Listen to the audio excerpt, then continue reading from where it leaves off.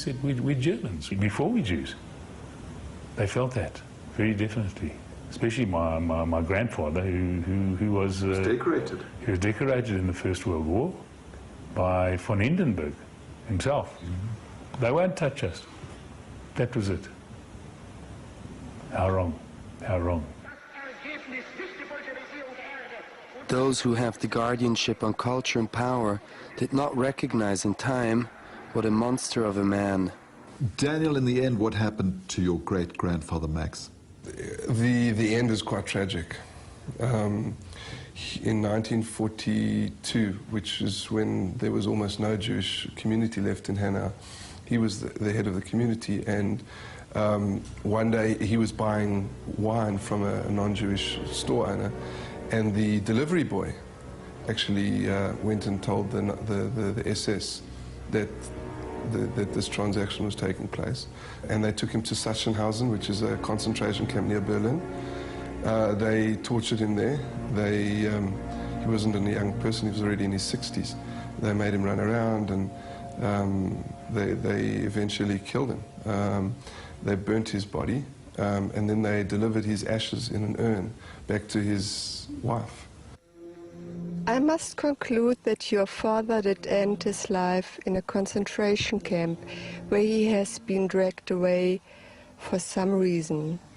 What happened to Rudy's mother? Late May, early June of 42, they were all Jews were finally put on a train to the east, to Poland, and it is believed that Martha and Hans, my grandfather's brother, were killed in Auschwitz or one of the other surrounding camps there. Now, is that as close as you can get to the detail? Yeah, it's very sketchy. I mean, it was mass murder.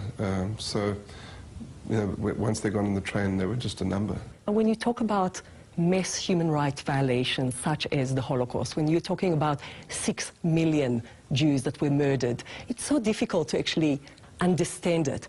But when you look at Rudy, that survived because he was here in South Africa, and you see his anxieties, his desperation to try and get his little family out, his father, his mother, his brother, then you realize the full story of genocide. Then you realize the loss of the Holocaust. I have given up all hope of ever hearing from them again. When one person writes to you a letter, then he speaks through the words of the letter. And part of those people didn't survive. They perished, they were murdered. Part of them survived. So it's a letter from a person that can't speak now. This is why it's so important. Dr. Chaim Gertner is the director of the Yad Vashem archives in Jerusalem. And it's here that Rudy Schwab's letters are being preserved. As the preeminent Center for Holocaust Studies, they have the largest Holocaust archive, but their main aim is to give accessibility to the wider public. The story of the Jewish fate in the Holocaust is actually a story of black holes. And in order to know what happened there, you have to connect the dots. You have to collect documents from all over the places that was spread all over, and to connect them in one place.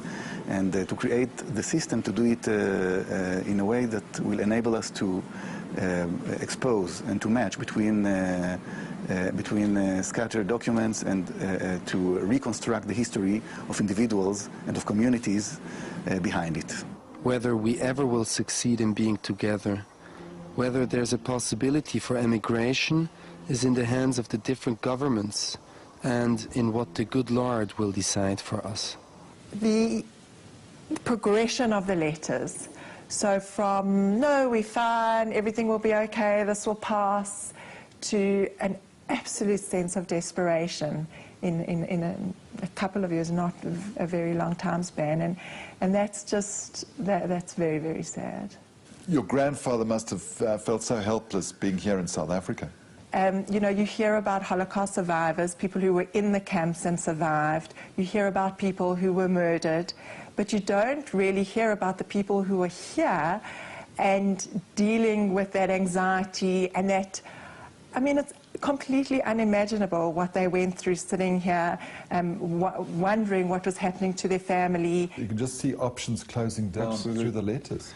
Absolutely. I think one of the things is, especially as a South African, is the rejection letter. The South African government knew what was going on in Germany and knew what it meant to be a Jew in 1938 in Germany and rejected their application to come to South Africa. A 17-year-old boy and 65-year-old couple. For me, that is something that I don't think I want to confront at this stage.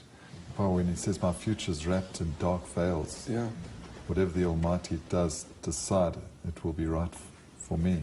It brings shivers down my spine. It's a tragedy within a much wider tragedy, but why does it really matter to remember something like this? After the Holocaust, we said never again, but it is again and again and again. It's really never again until the next time. So we have to look at history. We have to remember history if we want to ever learn from it, if we want to prevent genocide and mass human rights atrocities from ever happening again.